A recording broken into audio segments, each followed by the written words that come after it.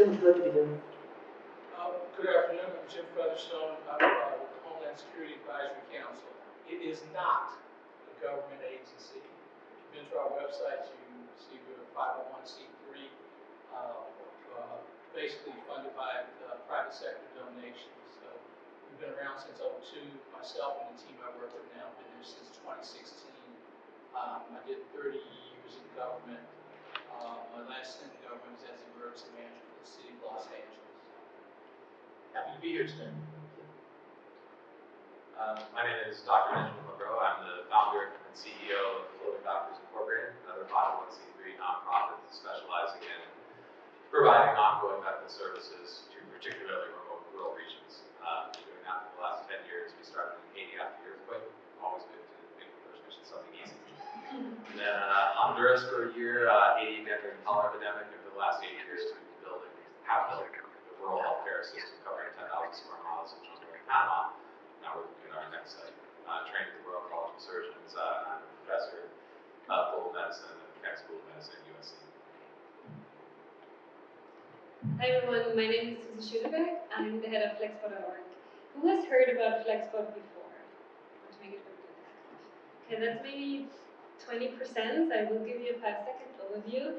Flexport is a cross-border logistics company, but also tech company developing kind of software to make trade easy for everyone. Flexport.org specifically focuses on harnessing this technology to solve social and environmental problems. Previous to my kind of life in logistics, I was a counselor for traumatized children for 6 years, so I'm very familiar with all the stories and kind of experiences that people have in humanitarian crisis, for example. And even just like from my personal background, I'm really aware of being in a situation where you don't have enough food and you deal with very existential crises. And what I have learned over all those years is if you just people help to help themselves, it's extremely powerful. And so now, wherever I go, and so I'm very happy to be on this panel today, I try to encourage everyone to use their resources, their skills, wherever they are, to actually open up these opportunities for everyone. Hi, I'm Kathy Fulton, and I'm the Executive Director of the American Logistics Aid Network. We are also a 501c3 nonprofit organization focused on serving the organizations who are working on the ground post-disaster. So the folks who are actually working with disaster survivors directly, whether they be in shelters or in their homes. I'm not going to be the person handing out the bottle of water, but my organization is going to make darn sure that it gets there. Good afternoon, everyone. My name is Pierre Theodore. I'm Vice President of Global External Innovation at Johnson & Johnson. I'm also a cardiothoracic surgeon, so I'm surprised to choose positions on the panel to discuss supply chain issues.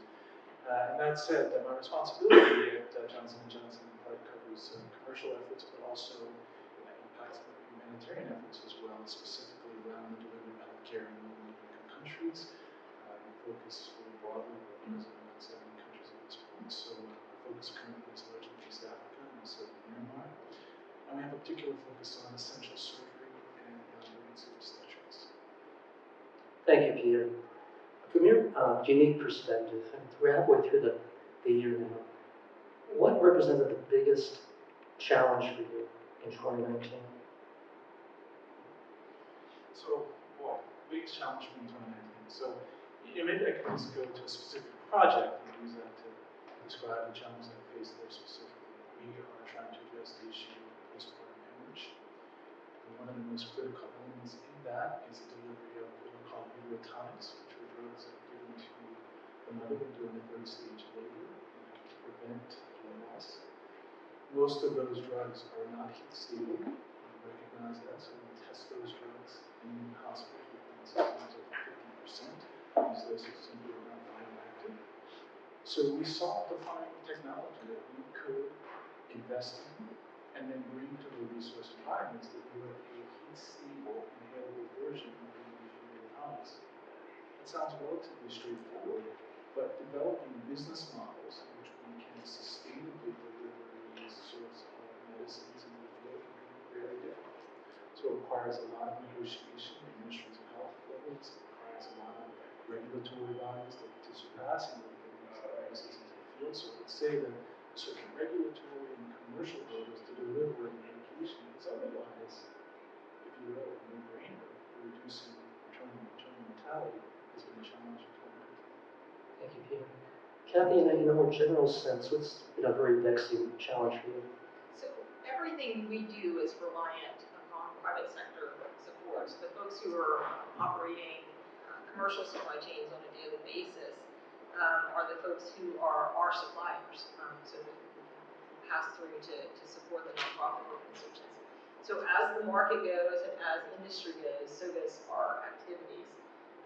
So every challenge that commercial business logistics services providers face, we're right alongside them. So whether it be staffing shortages because we're full employment, or if it's rate spikes in transportation, or if it's tariffs, or whatever issue is facing the commercial industry, the commercial services providers,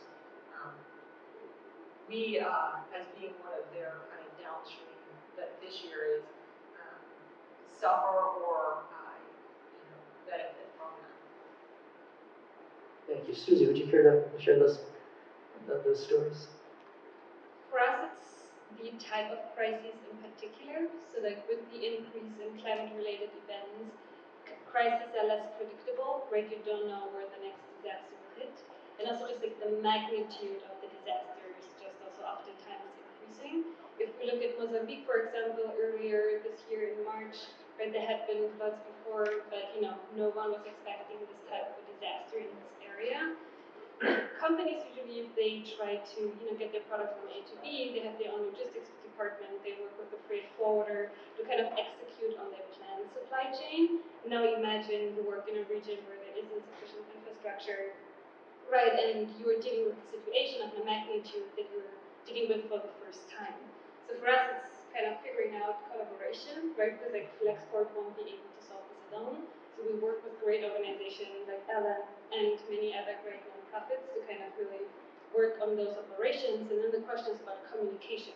In Mozambique, there was a cholera outbreak, and probably the physicians are more qualified to talk about cholera than I am. But all I know is, you don't have a lot of time. Within 3 days, you have to, you'll decide if you live or die. And so, how can you activate and coordinate help really, really quickly? And we hope that technology can help. Thank you. And with floating doctors, Doctor? I really have to agree with you. One of the biggest challenges that we face, and I would say I'm probably the closest thing to an end user out on the panel. Even when I go home today, I'll be literally boxing up and taking supplies to be sent, to a container to be sent down. And the biggest difficulty that we often find is the disconnect between, very large global supply chain, kind of links in the chain, trying to interact with, kind of supply chain stakeholders in regions where, you would say it's not even analog, where the paradigm people are operating at may still be the same pencil and paper stuff or handshake or in-person kind of negotiation that would be done 100 years ago. And as the technology continues to move forward, in much of the world's kind of supply chain management, it often becomes much more difficult to reconcile the kind of newer paradigms with the relatively unchanging paradigms in a lot of the regions where the help is most needed. Thank you, Doctor. And finally, Jim, from a policy or a bureaucratic perspective, what's been challenging for you this year? One of the things that we do a lot of convening because I think in the emergency management world, emergency managers don't necessarily have statutory or fiduciary responsibility, but they have the power and the responsibility to convene. So we found a challenge with convening the private sector and the public sector, get everybody together to make logistics important. I think there's an awareness, but there isn't an acute enough awareness of logistics and supply chains and networks and those things, because a lot of the logistics challenges that are seen at the tip of the spear go back to the for want of a nail, race was lost, that parable. So, but making people more aware of it. So a lot of as they refer to themselves as box kickers, the last deliverable mile logisticians, try to get them to have a better strategic or overall understanding of networks and systems. We were talking, folks were studying Puerto Rico, and the ability to bottle water there was hampered because the resin needed to manufacture the bottle caps wasn't available tens of thousands of miles away. So for want of a nail, so to speak, this bottled water couldn't be distributed in San Juan. So getting the tip of the spear logisticians or the public sector to a large extent to understand the far-reaching effect and impact of supply chains and networks, not becoming network scientists, but just being more aware of the fact that the crisis logistics, the things that happen in the hyperdynamic phase of a crisis or a disaster, have far-reaching effects immediately and certainly during the time of recovery. So one of the themes at this forum is innovation. What kind of innovative solutions would you like to suggest for 2020? So it's not a 2020 buzzword, but for years we talked about big data, and Kathy and I were talking. So there's an opportunity for logisticians and end users to actually leverage data, but it needs to be practical. You shouldn't have to be a data scientist or a GIS subject matter expert to be able to leverage the data. A phone book, for those of us in the room remember what a phone book is. A phone book is big data, but it's not usable information other than it says that Alan is before Bob. It doesn't say where they are in relationship. There's no geospatial relationship. It doesn't tell me how many Allens there are and what their capability is. It doesn't tell me how many Bobs are available, that kind of thing. I'm being figuratively speaking, but there's a great opportunity in humanitarian logistics to leverage a lot of the technology that the for-profit logistics world uses, but it needs to be user-friendly. It shouldn't be, well, all you have to do is, the one platforms that we support, we say nothing is more than 3 clicks away, and somebody with big, fat, dirty thumbs can enter the data on a smartphone or a tablet and go about doing their job. So the use of big data, geospatial context platforms, and technology could do a lot in this realm. And floating doctors seems you're the very epitome of innovation. Well, like the tip of the spear is the best example. And that last mile delivery, one difficulty that I do really keep encountering is the last mile delivery is almost always mostly dependent on personality rather than on process or protocol. Like the last mile delivery usually is, let's say in our exact case, I'm going to go home and box up a bunch of supplies to send to a container to be sent down to our program in Panama. But in order to get that approved to enter Panama, which has particularly strict regulations following a shipment that came to Costco from China years ago, it was necessary for me personally to develop a personal relationship with the Minister of Health and the Secretary, not that they are the Minister, but the Secretary of the Ministry for the Food and Drug Administration, in order to streamline the approval of material moving through as well, without potentially being asked for facilitation fees or other types of gratuities that are quite common, often working in these kinds of situations. Now, the danger of that, of course, is if I get taken out of the equation, it doesn't matter what kind of protocols or processes we put in place. If my personality is removed from that, a very important link in the supply chain is removed, it can't be easily replaced. So a lot of my work then becomes grooming other employees or staff that I have that are going to be long-term to have that relationship and handing off the relationship to multiple people so that if anything happens to me or the other, there's redundancy. Susie, Flexport obviously has a big stake in technological innovation. Do you find any resistance or any kind of trouble you're encountering out there? So when we talk to nonprofits, there are 2 big concerns, right? The first concern is, hey, it's just another pilot and you will go away, right? Like if they, and I see that laughter, if you bring some type of technology and, folks start adopting kind of your way of working, but then if something breaks, we're not there anymore, I actually be helping to bring this also like to the next level if like new requirements come up. If this is not given, why should any nonprofit work with a technology provider or even logistics provider? Right, and this is where we often explain how Flexport.org works, right, that this is a consistent commitment and not only a CSR project, right, but it's part of our DNA. And then the second concern is if you just throw a solution over the fence, it doesn't help anyone. So the approach that we try to take is to learn from the experts in the field to see what their requirements are.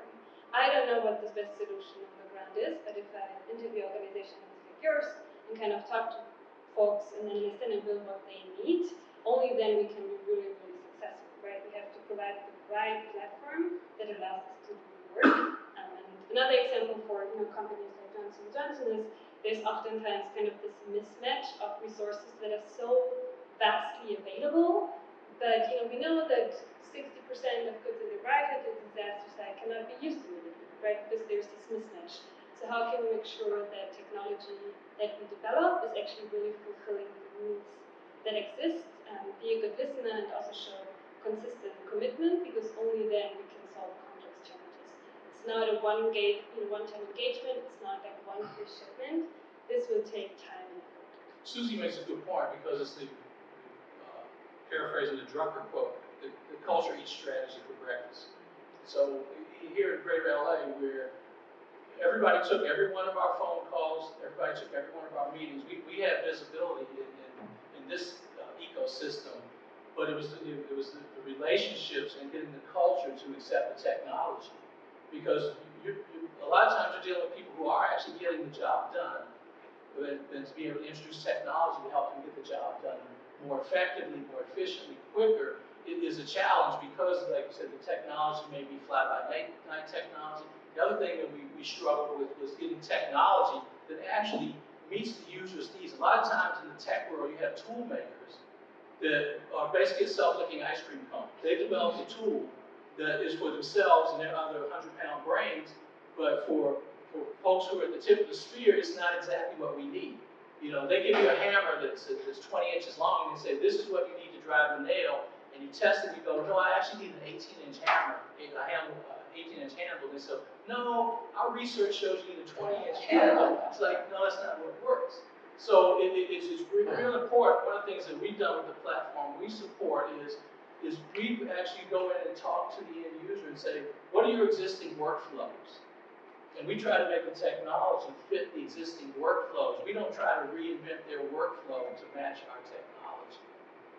So those kinds of analytics, Kathy, I imagine they're used in your playbook as well. Yeah, absolutely. And we do have the advantage of working with the business community who heavily invested in artificial intelligence, big data. They're looking towards how do you optimize your supply chain to get it there faster, cheaper, whatever.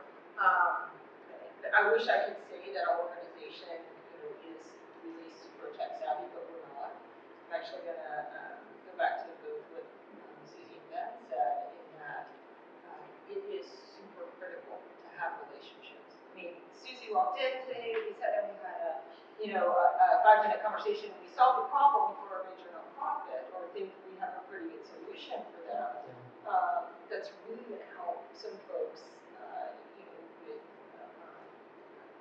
a food access issue.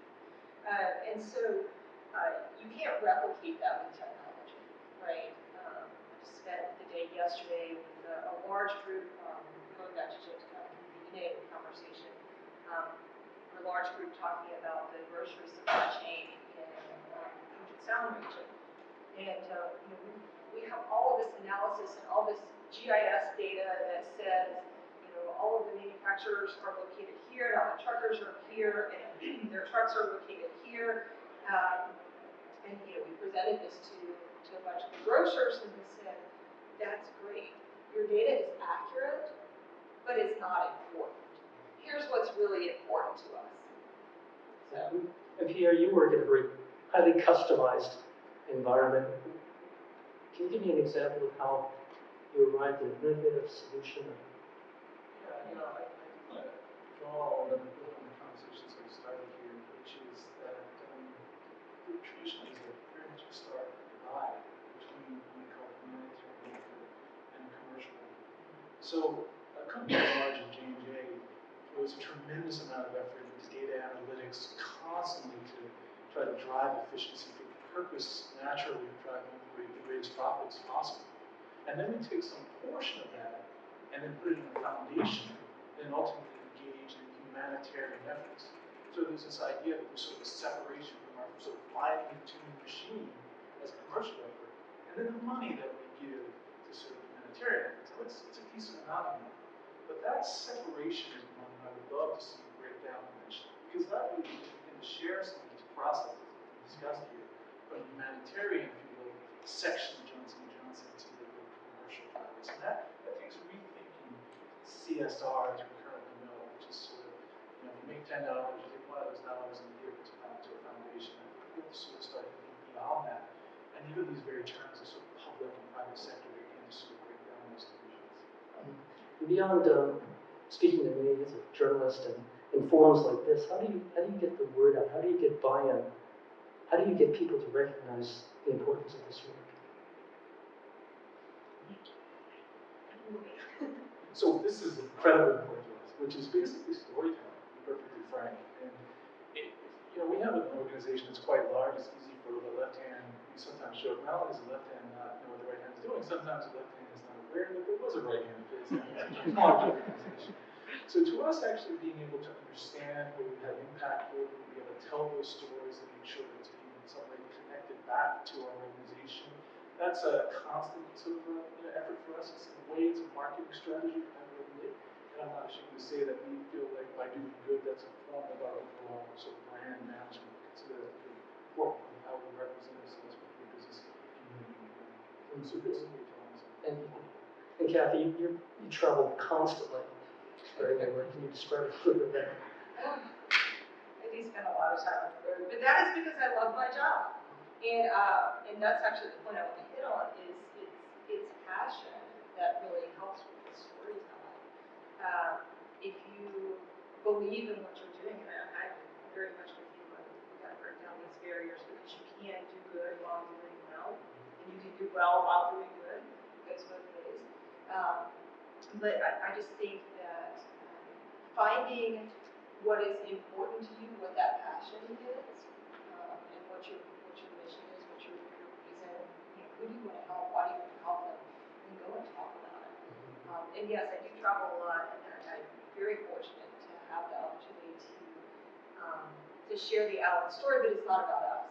It's really about the businesses who have decided that they want to engage meaningfully. And to a great extent, that's working too. I think the perfect example of that is Flexport, which I would never expect to try to penetrate this niche, but they have. And Susie, perhaps you can tell us why.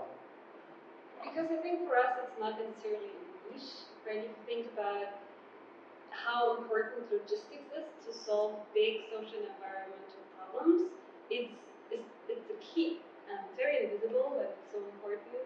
Logistics is one of the major drivers for climate change. So for all of us working in this industry, it's our responsibility.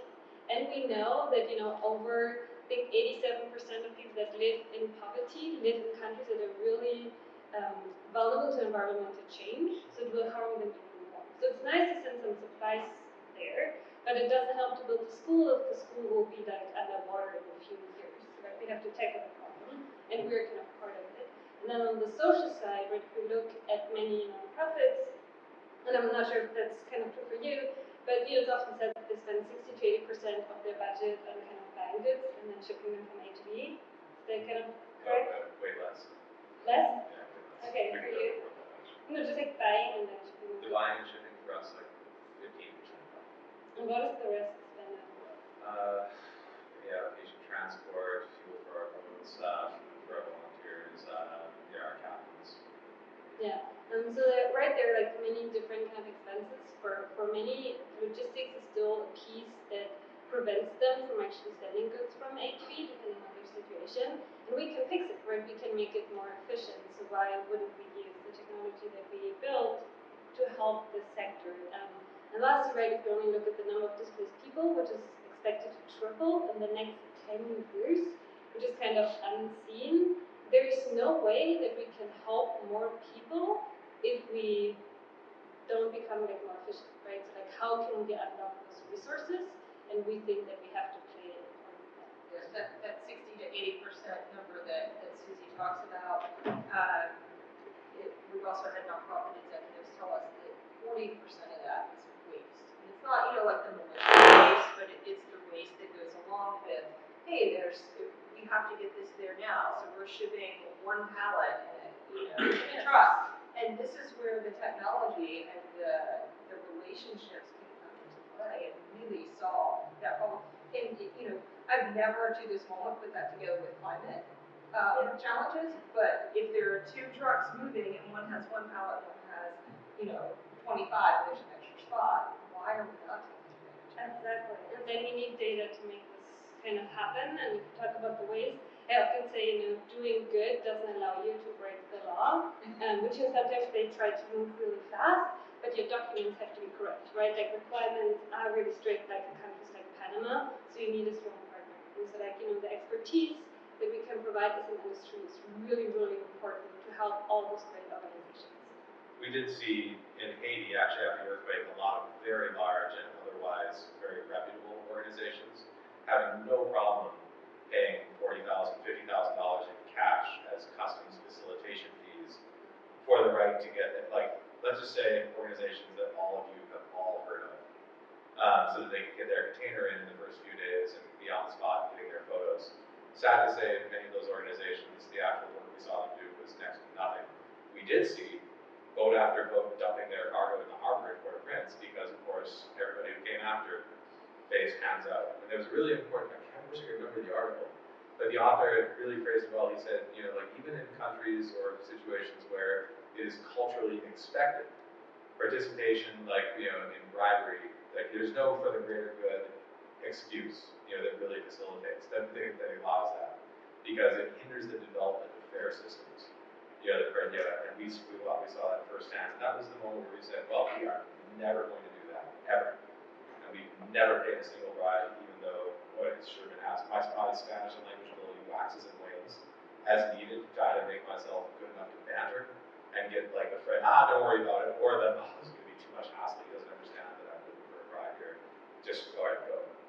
This is what you're up against. And of course, it was not helpful that a lot of very large organizations had no problem in order to get their pictures, kind of out in social media first, making those payments. I really like what Pierre said, about the, doing well and doing good. Especially at USC, I found a lot of my students had, came from a background with some privilege, and during their lives, a lot of them had been made to feel bad about having come from wealth or privilege.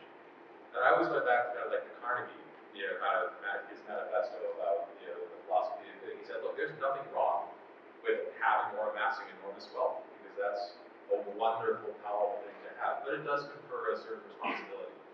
And especially as you mentioned the older model, like we make 10, we give 1, kind of moving away from that model into something a little more innovative, where instead of making 10 and giving 1, what you're actually doing is provide some kind of actual benefit itself. And a really good example that we saw in Haiti during the earthquake was Digicel. So Digicel, Mark, what's his name? I forget. But Digicel handed out 1 million cell phones. Right. Oh yeah, Ryan, thank you.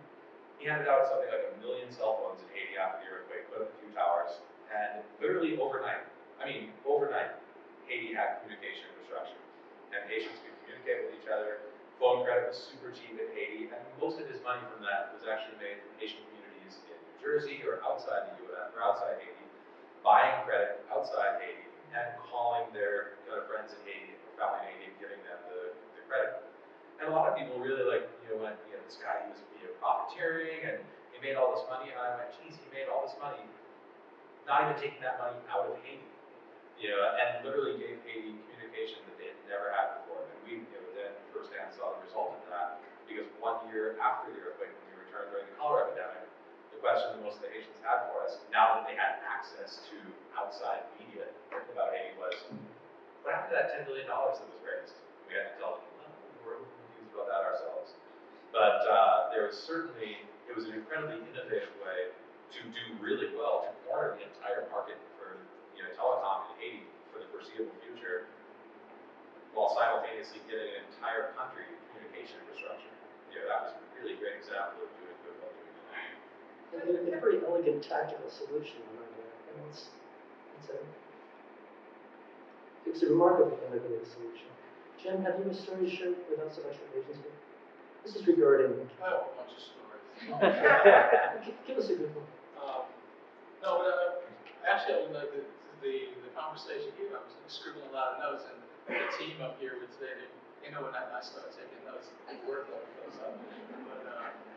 But the thing going back to doing good while doing well, I was just at the Carey Institute up in the Catskills a few weeks ago, and that's the motto up there, is doing good while doing well. And I think going with what Pierre said, so how do we, in my agency, as a convener and a collaborator and a catalyzer, how do I get the private sector to realize that they can do well, but also do good in terms of, crisis management issues, specifically humanitarian logistics? Because if a company is able to run on time, under budget, very efficiently in a blue sky situation, how come you can't cross that capability to a gray sky situation? And that should be an automatic fallback. The other side, and this goes to the public sector, the public side of the house and the private sector of the house is well, private sector not so much, but logistics ain't sexy. It's not. It's not sexy. You don't see a lot of front page pictures and articles about logistics. So for the public sector side, one of our challenges is how do we make logistics meaningful, vis-a-vis become sexy for the public sector side, which a lot of times is part of the tip of the spear, and then also for the nonprofits and the NGOs, how do we help them make logistics a more sexy operation? The other thing is that the logistics effort is exponentially longer than the response effort, and is exponentially less forgiving than the response effort. During the hyperdynamic phase of an incident or crisis, the public's, there's a lot of good being done. That's very visible, it's sexy, and the public is very forgiving because you're in a crisis mode. But once you start to get out of the crisis mode and get into the long-term and the sustained recovery effort, there's a lot more scrutiny, a lot more demand, and there's a lot more cost involved. So how do you balance all of those different facets of humanitarian logistics? So we struggle with that. A lot of our private sector and public sector partners, we actually, when we work with them in the exercise arena, we're actually having them do more and more what we call log answers or logistics exercises. How will you actually handle the last deliverable mile? Because, I think it happened right after the Boston bombing, one of the doctors said something about, in a crisis, we don't rise to the occasion, we sink to the level of our routine and our preparedness. So logistics has to be the same thing.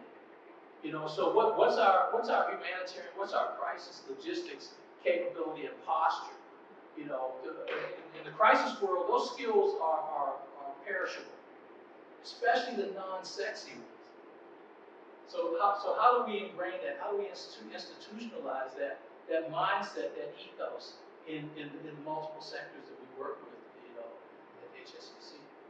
Yeah, well, you raised a very important question, and one that we addressed in a couple of the magazine articles too about attracting talent. Where do you find the human resources to engage in this matter? So one of the things is that we've had a paid intern program since 2009. We had an intern reunion a couple months ago. We had about 70. We looked at 70. In fact, 2 of the 3 people here with me today are former interns, and they go back like a year ago to 6 years ago. So we want people that are interested in crisis management, but they know when they work with us that one of the things that we're seriously addressing, we have been for the last 5 or 6 years, is supply chain resilience. Kathy's up in the Pacific Northwest, and she ran across one of our interns who interned with us here in LA about 5 years ago. And it's just, okay, you get people interested in the crisis management world, but you also tell them that we're not interested or we're not addressing just the sexy part of crisis management. We're full spectrum. You just start to show the numbers. I think the Army says for every frontline soldier, there are 20 soldiers that support that one frontline soldier. So for every one trigger puller, there are 20 logisticians, so to speak, or medical people, or people who support that person. And that's the way it is in the crisis management world. Gus Pagonis, who was the chief logistician for Gulf War I. He had the number of wars, we had so many the last decade or so. He has a Harvard Business Review published a book by him called Moving Mountains. And it's about the huge logistics effort that went into supporting Gulf War I. But it's in the leadership category because part of the leadership, our leadership effort is to make support a very conscious piece, not just a response. Have we got 10 minutes remaining? If we do, I'd like to take a question from the floor. Yes, sir. A quick one with respect to many global supply chain practitioners in the room who would love to get involved in humanitarian support, either being on the board of one of your organizations or a forum. How would one get involved? I've heard of supply chain professionals without borders, delivering better lives, which I'm a member of. I would love to be involved. What do I do? Do you have anything organized for those that know what they're doing in global supply chain, but don't know how to get involved? And they're willing to get involved. This is going to give you a business card right now. No, seriously, is it out there? And is that, I think you're missing an opportunity.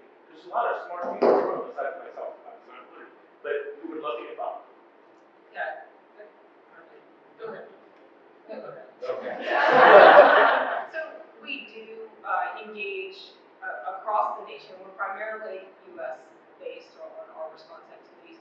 We are constantly looking for people who have the networks, who have the relationships in their local area. That local knowledge is critical, or that subject matter knowledge. I'm an inch deep and a mile wide on a lot of things about logistics. So I rely on our team of volunteers to tell me, hey, this is the information that's critical to this particular shipment or this warehouse activity or whatever. There are places for you to do that within our organizations, but I guarantee you call up your local food bank and they want your help too. Find something you're passionate about. Whatever initiative is out there, whether you care about kids, you care about cats, there's a nonprofit out there and they all need logistics help. Yeah, I would actually echo that sentiment, at least from a J&J perspective. It can be difficult in the private sector. Where's the entry point? Where's the door in? That's what effectively you're asking. And so we try to make as transparent as we can. So if you go to our website and click on our foundation, you'll go through an entire set of, it's all based on the Sustainable Development Goals, SDGs, and it'll show each department where you're engaged in foundational and humanitarian work. Find something that interests you, call me personally, get you connected to the correct person. And I can't emphasize enough, it's got to be something that you actually feel strongly about. As you were saying, one of the difficulties in recruiting talent is that a lot of the payout for working in this particular part of the industry in logistics is internal, what the IRS, I believe, terms intangible religious benefits. Find something that you are passionate about. Unfortunately, wherever you are, even in a tiny little community somewhere in the U.S., there's definitely going to be an organization, probably within reach, that has need of the networks, the skill sets, the connections, and even just the hours that you might be willing to give. But once you've found the one that you're really passionate about, I also can't emphasize enough, go to the end of the spear at least once. Go and see what the last mile delivery is really going to be like for whatever it is that needs to be delivered and whoever is going to have to do it. Because otherwise, no matter what, you are going to run up against a lot of lack of context difficulties that will make it difficult for you to share the parts of your experience and knowledge that the organization will really need. Have you another question? I'm wondering if you can also address any lessons learned from Puerto Rico. Not yet. Still collating. So, Puerto Rico, I'm saying, because Kathy and I actually working on we can't talk about the report, not that it's secret, but it just has to go through the vetting process. But one of the things we're looking at Puerto Rico is, Puerto Rico was a predictable surprise. Max Baseman writes a book about that, but so you look at Puerto Rico, was 85% of their groceries are imported. The ocean-going barges come 4 times a week. It's not the best economy, so all those things are in place. Not to mention the fact that being here from LA, I talk to my friends, in the hurricane belt, and I go, yeah, ain't really an emergency when you can see it coming. Just say that jestingly, but no, but Puerto Rico, I mean, Irma had just crushed the USVI, barely hit Puerto Rico. Wake up call, Maria, you see it coming. So I think Puerto Rico, one of the big lessons I learned from Puerto Rico was predictable surprise. You know, take a look at it because you don't let it be a predictable surprise. The other thing is, look at the blue sky challenges you have for supplies. If your blue sky challenges are only exacerbated when the sky grays over, you know, especially your critical supply needs, and also what are the demand nodes or the sensor nodes that you can actually begin to be strategic about your humanitarian logistics needs. One of the folks, let's just say, people who are on routine pharmaceutical regimen. That's a tell. When the sky grays over, their routine pharmaceutical needs are still there, or worse. So what can you tell? So I think one of the big things with Puerto Rico was look at the predictable surprises, and how can you begin to blunt those? We did a study several years ago here in LA called LA Lives, and it was about advanced recovery. What can we do on a day like today that will put us in a better role to recover from when everything out here is rubble and dust after the magnitude 8 earthquake? Too often we're reactive to what we know is a predictable surprise. And recovery being not sexy, advanced recovery being less sexy. San Francisco was on the same study. They said one of the things is, you know, the first thing, just as a bigger sense, the first person to get out of San Francisco after the magnitude 8 earthquake is to send their controller back to Wall Street to tell the bond companies, here's our recovery plan. This is where we are today. This is where we'll be next week, next month. So please don't touch our bond ratings right now. That's advanced recovery. You know, to think that thing through. You know, the thing that used to keep me awake here was what I call the Magnificent Seven. Pandemic, catastrophic earthquake, catastrophic wildfire, violent actors, cyber, adverse weather, and large public assemblies. Easy. You know? Any of those things could happen on any given day in LA. So our thing is, well, what could go wrong if any of those things happen today? So Puerto Rico, in terms of, for me, a lesson learned as a crisis manager was, don't ignore the predictable surprises, and your data, your blue sky impediments will only become higher hurdles when the sky grays over. And there's always going to be completely unforeseen things. You know, so if you don't even plan for your, you know, the changes to challenges to your blue sky, you know, supply chain issues, you are screwed. You know, like when the unforeseen things come along. There was a great book called The Seaworthy Offshore Sailboat, you know, how to help your boat to go around the world. And every chapter, you know, the galley, the engine room, you know, Julia, this is how the outfit, this is what you should have. There'd be a little box at the end that said, what if you're inverted? Meaning, what if you're upside down? You hope you never are, but on a long enough timeline, eventually your sailboat's going to be upside down. You know, you had to think in advance, is my engine bolted in strongly enough when I'm upside down, it's not going to rip loose and fall, because suddenly those blue sky challenges, like is your engine bolted out securely enough to just be in big seas, can get real gray sky if you're upside down. And it really, you know, we play war games for this reason. You know, like, go, what if? This is where that great line of training did. This is chess, not checkers. You know, like, you really have to be thinking, you know, it's this move, but then that move could lead to this move, this move, this move. And this is where AI and big data actually can become really helpful in predicting what kinds of blue sky challenges might turn gray or much worse, you know, in advance of these things happening. Red teaming, a huge opportunity to red team in the logistics world. Has anyone done any kind of logistics war games, as it were? What an interesting kind of exercise that would be. Very few and not enough. Just Because we in America, we're consumers. Everything is always there. You want a bottle of water, it's on the shelf.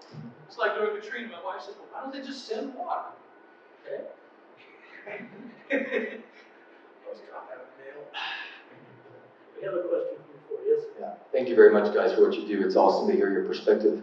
I've been blessed to work with several nonprofits in the logistics space, and I'm curious with logistics usually serving the purpose of alleviating disaster relief and recovery. Do you know of case studies of logistics being used more at the development level in developing countries? I guess I have one, maybe that might speak to that. I guess, well, how it went wrong. So when we talk about supplying kind of resource-limited settings with, like large-scale national medical supply donations, for example, and we'll use the case of Panama. They were getting their HIV medications through some kind of UN-based program, from Canada at incredibly low cost for like 5 years. The problem with that is 5 years is more than the normal 4-year period if any one government exists in Panama before a new political party takes over and everything changes. Ministers are replaced, and this meant that in year 5, suddenly all of Panama had no HIV medications in public or private pharmacies because no one had thought to put any kind of plan in place for phasing that out. And I know personally of 2 or 3 patients who were well managed who seroconverted during the 8 weeks in which there were no medications and died of complications a day later. Who knows how many new infections there were because of viral increasing. Anyway, it's very easy to kind of do these short or even medium term, kind of development, implementations which are designed to try and bolster fledgling programs in these settings. But unless the commitment is really like a 10-year commitment, something really committed to playing it all the way to the end until you're like, great, we've worked ourselves out of a job, they no longer need us. Unless that is your metric for that's when we can and will leave, then it's almost doomed to some kind of catastrophic failure like we saw in Panama. It's interesting, we have an ongoing crisis right now in the Congo with respect to the Ebola crisis. We have 1 of 2 available vaccines against Ebola at present. The current one is basically out of stock. We have available vaccines. However, the Ministry of Health in Congo has decided not to permit our virus vaccine to be allowed in the country. So there are often a time for a multinational strategic position. We have to have a fair amount of cultural sensitivity and understand that it's not necessarily a top-down development. So sometimes it's really having these on-the-ground relationships in order to develop these kinds of efforts.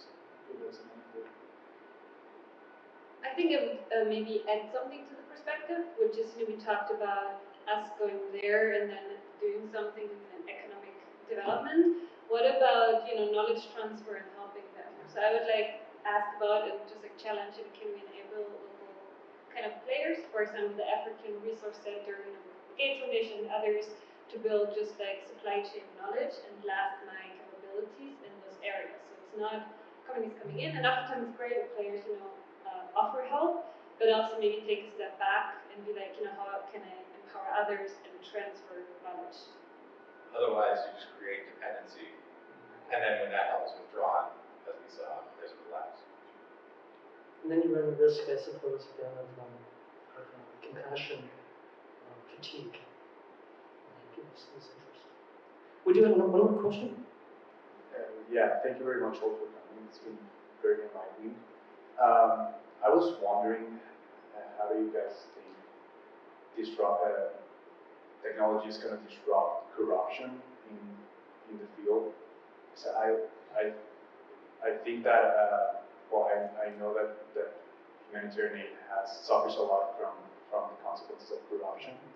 So I'm curious on regards how is technology going to help drive out corruption in the long run?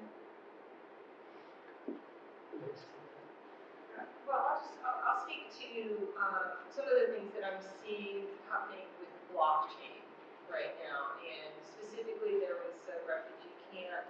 They went from a cash system to a card system to a blockchain, kind of management. It helps with identity issues for refugees. You can help, reestablish identity. But it is also a way in which you can see where the funding starts at the beginning. It can be designated to a particular project or a particular activity. And because of the immutable ledger, there's no opportunity for corruption or variability within that. So, when you talk about what's coming, blockchain is still a long way away. We heard the guy, the food supply chain panel saying, this is decades away for us or whatever. I don't think everybody's decades away from that. You have some partners right now who are heavily invested in blockchain in logistics. But that's just one example of where smarter systems can help us reduce the opportunity for that corruption. And certainly, with more documentation, as it were, a lot of AI software is able to kind of red flag, kind of things that a human auditor who's overworked would easily miss. But ultimately, like, it also could be possible to hide your corruption that much more thoroughly, like in well-documented material. So I'm not sure that technology like would be the solution as much as it will be a tool either for good or for ill. And the decision of whether to use it for good or ill, the decision to whether to engage in corruption or not, will really still rest on the people entering the information, the people utilizing the technology. Yeah, greed isn't going away just because we have smarter tools. Okay, on that cautionary note, we've exhausted our time, and that concludes our panel discussion. On behalf of Supply Chain Management Review, I'd like to thank the USC for inviting us to participate in this panel. And please join me in thanking our panelists.